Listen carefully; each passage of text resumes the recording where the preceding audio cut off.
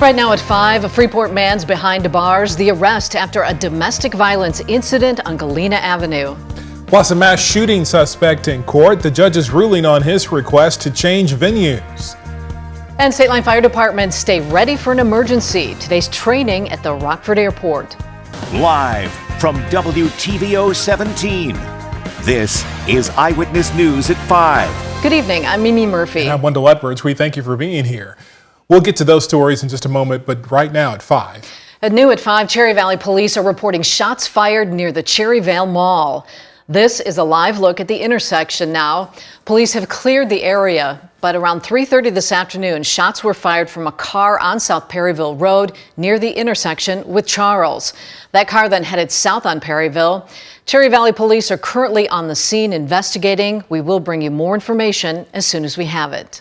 Tonight, a Freeport man is in jail after a domestic violence incident. 55-year-old William Higgs is in custody in the Stevenson County Jail.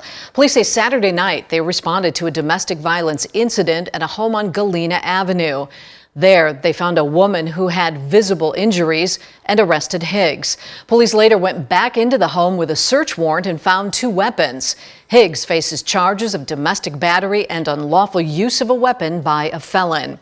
Eyewitness News is committed to supporting survivors of domestic violence and connecting them with local resources. We have a list of those on our website, mystateline.com. Just click on the State Line Strong tab.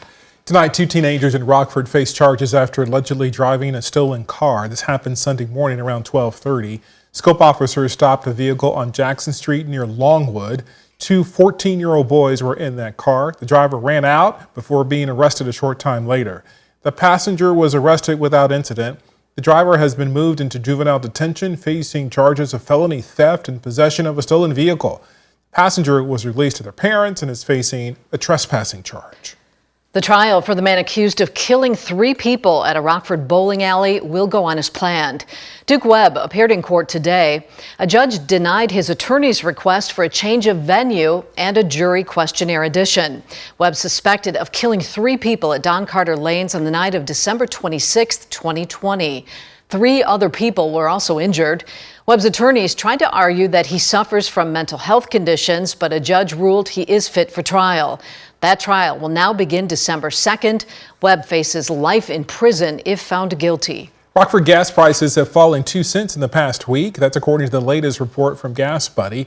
The average price in Rockford, $3.29 a gallon. The national average fell too, now at $3.13 a gallon. Experts say ongoing conflicts in the Middle East and Hurricane Milton approaching Florida could impact prices in the coming weeks. You can find a map of stations in our area and their gas prices on our website, mystateline.com. The parent company of Chrysler has filed a federal lawsuit against the United Auto Workers Union for threatening to strike. In its lawsuit filed last week, Stellantis says a strike authorization vote violates the contract they reached last year. The union says the company already violated the agreement by backing away from investment commitments. That includes a planned reopening of the Belvidere assembly plant. But Stellantis says their deal allows them to shift investments if market conditions require that. Rockford City Council meets tonight and several big projects are on the agenda. Aldermen will vote on a plan for spending the surplus in last year's budget. That includes several multi-million-dollar resurfacing projects on Alpine and Mulford roads. They'll also vote on where tax revenue from the casino will be distributed. We'll have more on these votes and projects coming up tonight at 9 and 10. Today, firefighters at the Rockford Airport got the chance to hone their skills and prepare for emergency scenarios. Today's live fire training allowed them to simulate fires at the engine and tail of an airplane, as well as rescue scenarios. The airport has its own fire department, who were joined by the Rockford and Stillman Valley departments for these exercises. The airport's fire chief says it's important to stay prepared for any emergency. It gives us hands-on, real-life experience that we may not always get. Again, aviation is a very safe, and there's not a lot of incidents, so that is why it is important for us to get our hands in real-life training. The FAA requires live training to be completed at least once a year, but Chief Reed says they train much more than that to stay prepared. The Better Business Bureau's warning of scams during Amazon's latest day of sales. Amazon Prime Big Day deals start tomorrow. The BBB says many scammers are sending phishing emails, fake text messages, and fake social media ads before the event. If you click on those scams, you could accidentally give out your personal information. Some scams even involve fake Amazon websites. Make sure that you're only dealing with the Amazon website, number one. If you see a pop-up, an ad for Prime Days, make sure that you thoroughly look over that website or that pop-up, that advertisement. Horton recommends looking out for a wrong URL, misspellings on a website, and staying wary of requests for personal information. Right now, Beloit's newest entertainment venue is holding a hiring fair for several positions. Henry Door Bakers is expected to open later this year. The entertainment complex is planned to have a bowling alley, live music stages, mini golf, an arcade, and much more. It's built in a warehouse at the Ironworks campus on Spine Road. The fair goes until 7 tonight. It's located on 3rd Street at the Ironworks complex. It's hiring for servers, bartenders, cooks, game attendants, and more. On-site interviews and on-the-spot job offers, we're told, are available. All attendees are encouraged to dress to impress and bring a resume. Still to come, today marks 1 year since the horrific terrorist attacks in Israel. The ceremony to honor the victims as many continue to call for the return of hostages. And coming up at 6, tomorrow marks the start of the trial against former House Speaker Michael Madigan. His plea to corruption charges as he prepares to be back in court. And temperatures right where they should be for the beginning of October. We made it up to 67 degrees. That after dropping into the 30s. We've got another chilly night, but the warming trend continues into tomorrow. Find out how warm we get later in the week. Coming up in the First Warn forecast a little later. You're watching Eyewitness News, your home team, with Mimi Murphy, Wendell Edwards, Scott Leber, and Chief Meteorologist Candace King.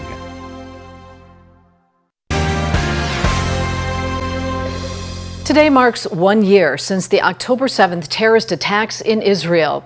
President Biden held a ceremony at the White House today. Less than a month out from Election Day, former President Trump and Vice President Kamala Harris took a pause from the campaign trail to honor the victims. Jay O'Brien has the latest.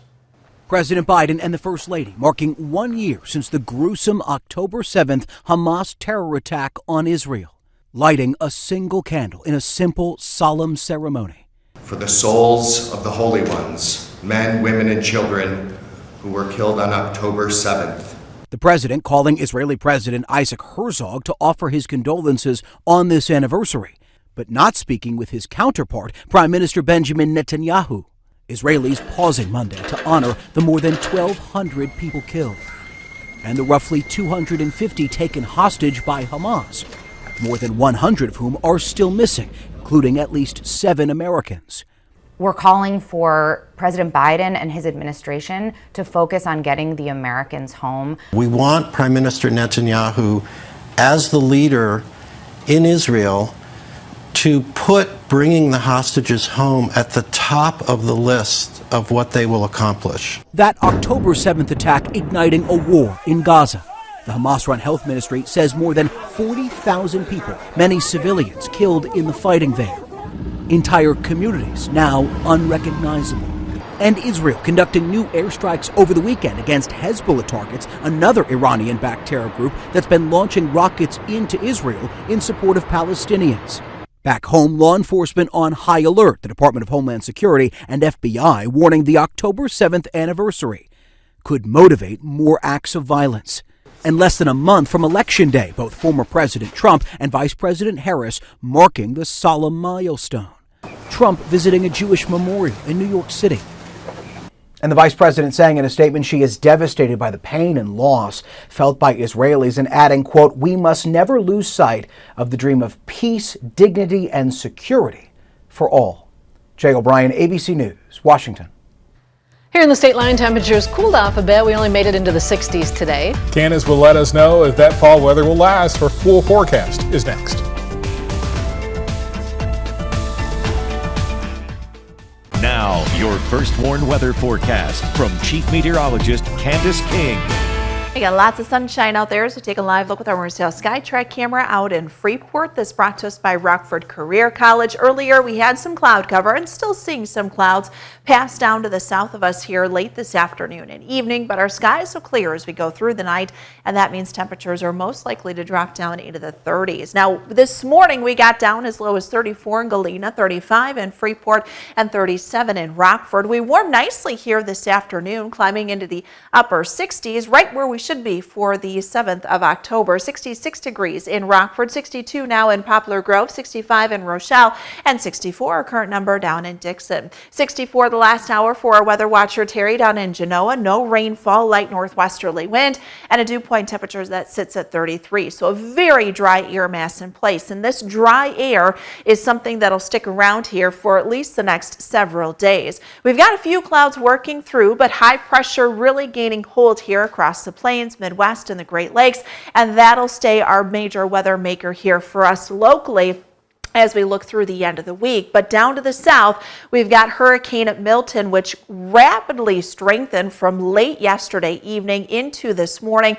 Now a Category 5 hurricane with maximum sustained winds of 180 miles per hour. In fact, with the latest update from the National Hurricane Center, the pressure has dropped. It was 911 millibars not that long ago, now down to 905. So this tells you that this is a very strong and strengthening storm system as it's moving to the east now at 10 miles per hour. So as it does move to the east and then kind of hook up to the northwest, it'll maintain that Category 5 strength before weakening. And I don't want to use the word weakening because it's still a major hurricane even as it makes landfall down to a Category 3, quite possibly a high-end Category 3 hurricane with maximum sustained winds of 125 miles per hour. This would be either late Wednesday night or very early Thursday before it continues and maintains hurricane strength as it works out then over on the other side out over the Atlantic. So the good news, I guess, this is not moving into the southeast as those recovery efforts continue from Hurricane Helene. But the bad news with this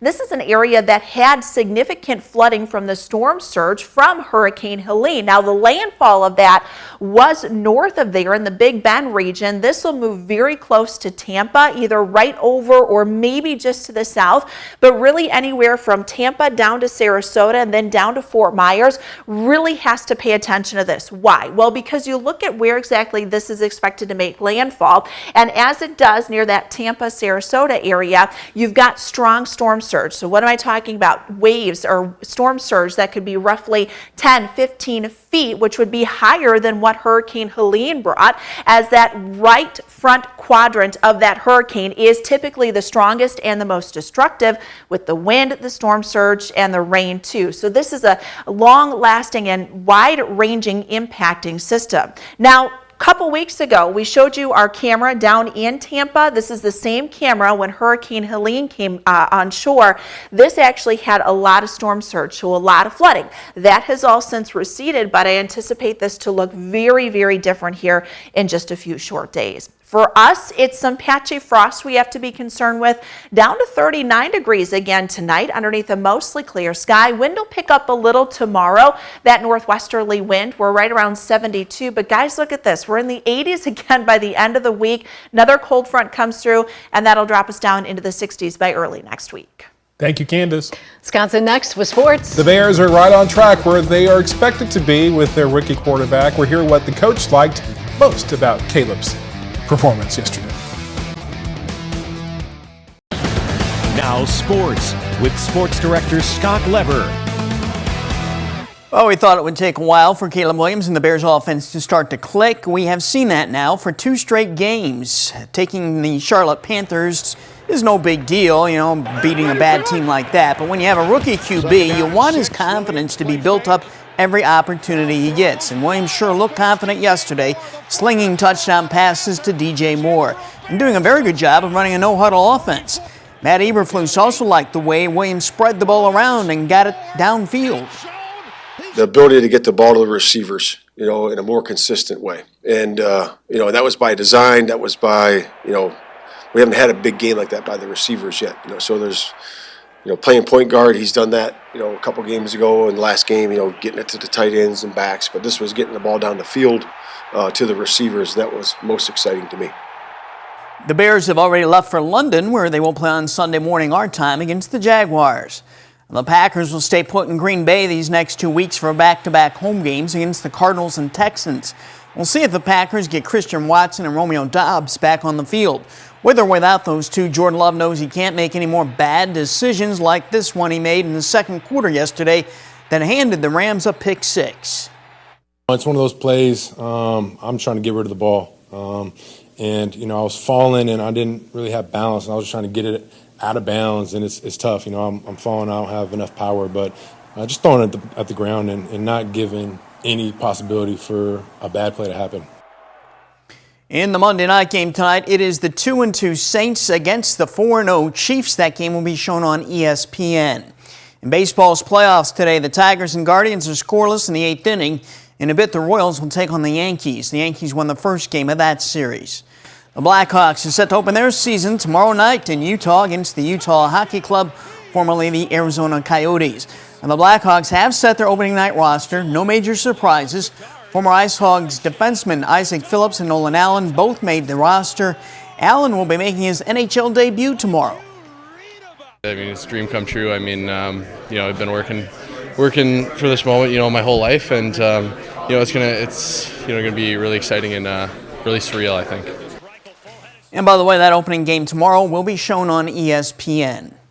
At sports, we'll be right back. Well, our temperatures will be back down into the 30s again tonight. I think we'll settle right around 39 degrees, but that could lead to some patchy frost in some areas, especially some of the outlying areas. Maybe not quite as wide a spread as what we had early this morning, but we'll climb with those numbers back into the low 70s tomorrow. It is a little breezy with a northwesterly wind around 20 miles per hour. Temperatures will continue their climb through the end of the week. Thank you, Candace. And thanks so much for joining us. We'll see you again at 6.